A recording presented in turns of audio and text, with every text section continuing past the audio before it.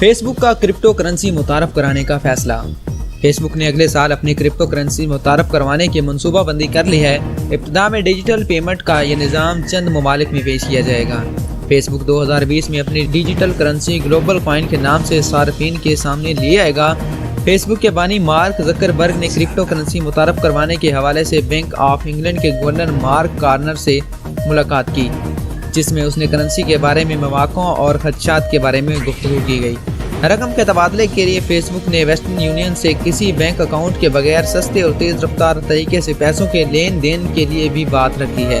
Face بک Instagram اور Twitter کا مالک بھی ہے اور یہ گلوبل کوائن کا پروجیکٹ اپنے تمام پلیٹ فارم پر پیسوں کے بغیر اکاؤنٹ کے بحفاظت لین دین کے لیے کر رہا ہے۔ لندن اسکول آف اکنامکس کے محقق بٹ گیرک لے مین کا کہنا ہے کہ یہ global coin project crypto currency کے مختصر سی تاریخ میں بہت اہمیت کا حامل ثابت ہوگا۔